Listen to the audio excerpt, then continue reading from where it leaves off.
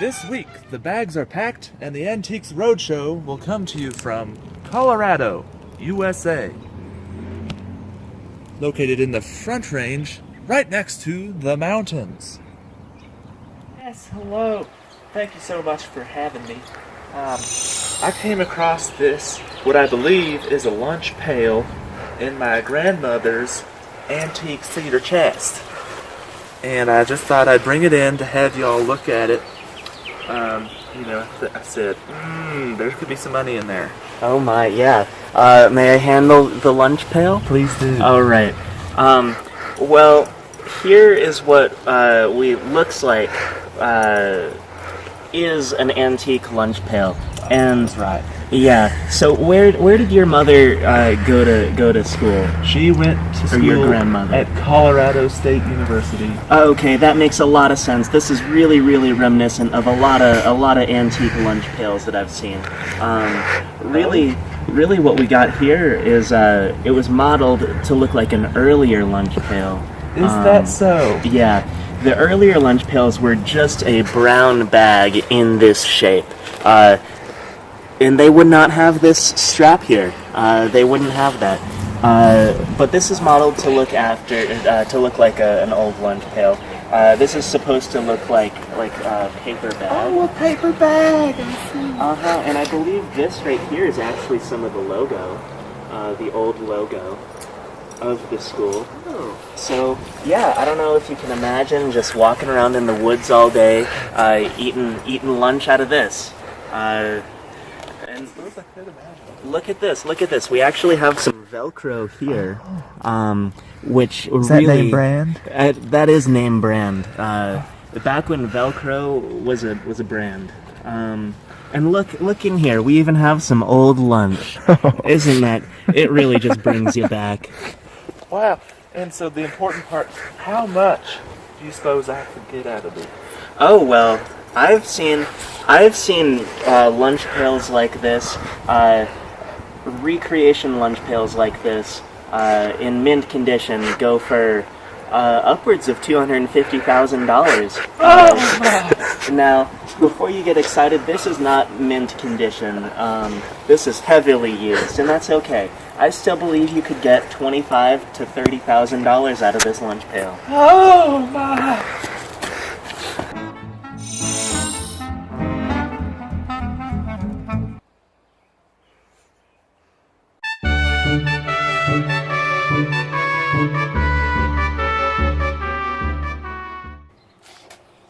Hi, Terry Donaldson. Hi. Thank you for joining us on Antiques Roadshow. Hi, it's a pleasure to meet you. It really is a pleasure to meet you. Good to have you here. Wow. What do you have for us today? So today, I believe we have an old 15th century around New York chimney sweep, I believe. It's my neighbor's family heirloom, and I just thought I'd bring it down, learn a little bit more about it. What do we have? Wow, this is very fascinating. Very, very fascinating indeed. Just take a look at it here for you. Huh. Oh, yeah, as I suspected. Pardon my language, I'm a little bit... We had a lot of these today. That's okay, that's okay. So, according to my calculations and my expertise, I would say what we have here is actually, the chimney sweep, that's a very good guess because it's very similar. However, a chimney sweep would have more blunt ends on each of these 20 diagonal rotisserie chickens. And this appears to me to be more of a 15th century rake, what they call the rake. Oh my god. Yeah. Oh my god. So if you can imagine, 15th century, any, reasonable homeowner or garden entrepreneur would have one of these things, a rake, and they basically use them to scrape organic matter from the surface of their lawn or garden into piles, if you can believe that. I can't believe that. No machines. No machines. No machines. This was the machine. It was some manual labor back then, and this is what they used to do it. Huh. Wow, that's very fascinating. You said you found this on your neighbor's property? Yes, it's a neighbor's family heirloom. They don't know I'm here today. But Very interesting. Yeah. I just have one more question Sure, there for yeah. you. Uh-huh. So, The important question, I'm sure. yes. Since it is a neighbor's family heirloom, I am very hesitant to ask this. I don't want to sell it. Obviously. But what do you think it's worth? Well, that's where it gets tricky. I'm more of a 18th century garden implements expert. Okay. So to appraise this, I'd really want to call in an expert, and let me just call in my good friend James Jimson, who's over here. James, could you help me take a look at this? Look what we've got here today. Oh, wow, this is a nice one. So what we've got here is a late 14th or early 15th Jensen Erlenmeyer rake. Huh. So this was the top of the line rake for your litter, ground turning, all sorts of needs. But what's really interesting about this one is this dual metal technology. It really created for a lot of torque on the raking. So this was something that people really wanted. Wow. And you said this was a neighbor's family heirloom, correct? Correct, yes. Wow, this is a lucky find. Shaft still in a pretty good shape, as you Oh can my. see. Excellent for the manual. Oh, Extended reach. oh, that's excellent. Wow. This is a good one. So what are we looking to do with this today? I think I'm just gonna keep it in the neighbor's family, but I'd love to know what it's worth. All right, well, you got some chipping and delamination on the paint right there. I'd say at auction, conservatively, you can get three upwards of $4, but depending on the market, that could also be 60 or 70 schmeckles, which is I'm actually willing to offer you 80 schmeckles to bring this back to my shop. I think with some refurbishment, this could really be a nice mantelpiece for somebody. Oh my Levi, gosh. Tracy, I really gotta say, 80 schmeckles for this is a very good deal, and if it were me, I would take the 80 schmeckles. That is leagues more than I thought I'd get today. Of course you don't have to sell it. I think I'll do that. All right. Wow. Okay, on an unrelated note, I have this priceless heirloom that's been in my family for over 40 seconds. Would you like to buy it, sir? I would love to. Meet me in the truck out back. All right, well, I got some refurbishing to do, so thank you for doing business today, boys. Wow, Thank you, Donaldson. Wow. I forgot everybody's name. Oh, and thank you so much for bringing that in. Thanks for watching Roadshow of the Antiques. You're welcome.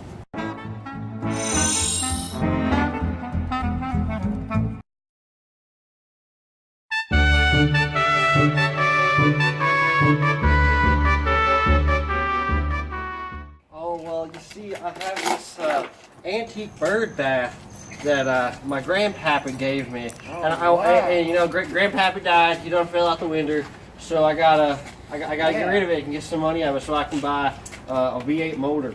Wow, this is in fantastic condition.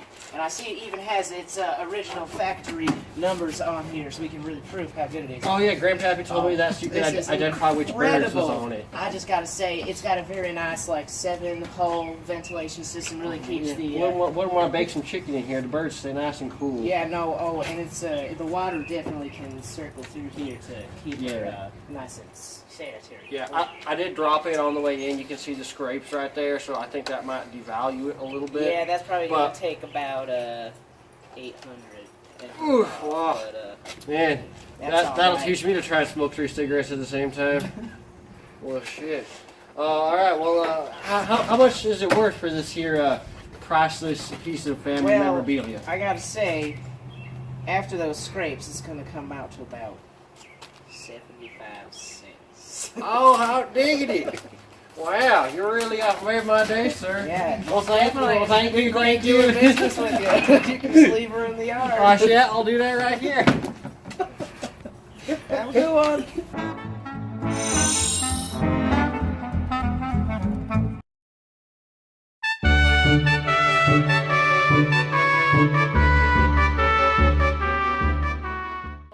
How's it going? My name is Jib Job Boat Bill Ryan. Oh, I'm Gilbert McMcElhan. What do you got for me here today, sir? Well, I found this in the attic. My grandma just passed away, and I Tragic. think it was her great aunt's dog's best friend's toddler's pasta strainer, but I'm really here for some professional help, as you can see. All right. Well, here, let me tell you a little bit about this. So, as you can see, it has the accoutrement sun written on there. Okay. That actually stands for sudden underwear nervousness. So you see this banana seat. So this is Okay. actually a pre-combustion clown car, and it has this huge banana scoop because, unbeknownst fact to most of the public, clowns have enormous testicles, so they need extra support in the lower upper lumbar mid region right here. So that's what the underwear nervousness is for, due to the fact that it can lead you to be a little nervous. You might have fallen. So what are you looking to do here today? Well, I don't know. I'm looking to sell it. I'm excited. I thought it was just a pasta strainer. I think I could probably get some more money for it than I first realized. What do you think I could do with such an item? Oh, here, well, let's take a little more in-depth look at it. Well, it's got the adjustable seat for the advanced teledildonic system, which is in here, which is too complicated for me to get into. But she looks to be in good shape, got a good torque ratios in the horn drip pan. The headlight fluid seems to be all in check. Got some nice reflectors here to increase visibility. The right side is labeled, which is great. Although there is one flaw in this I didn't see when designing. If you hold it like this, it's on the right side. But if you do that, it's an incorrect marking, actually. Okay. So this is a very sought-after model due to that blunder they made in manufacturing. So I'd say you could get at least a toothy blowjob for this, if not a mildly upscale gummy one. Oh wow! I mean, toothy is all good with me. You got anybody you know of who'd be interested here? Yeah, he actually functions more in the Bitcoin spectrum. Okay. He's not as much of a physical gifts person, but I'll give him a call. Hey, Bill George! Bill George, I got something for you. Well, hey there. Oh, hello, hey, how's it going? Oh, Gilbert. Jim Bob Bojack hit Bill Ryan. So here is this pre-combustion clown car for you. Oh, so as you my. can see, it is the 1984 3 model with the incorrect labeling and the advanced teledildonics here, as well as the testicle support system. Oh, yes. And I love the accoutrement soon right there. Yes. Yes. Highly Oh, sought very after. important. So According to I'll this just guy. leave you two to do the bargaining. You know the worth now. You know the worth. Wow, yeah. Well, So I'll just ask you right off, what are you looking to get out of this piece here? well, he recommended a toothy hand job, a gummy one, but he said you're more into boot coin or something. Yeah, I operate exclusively in Bootcoin. We can run a quick toothy hand job to Bootcoin Ratio, okay. ratio here, but I'm willing to offer you 4 Bootcoins. Well- Matt, that is 4 Timberland boots or 1 blow-up boot. Yes. Okay. Well, I say that's a deal, young man. All right. Excellent. Oh, wonderful, wonderful.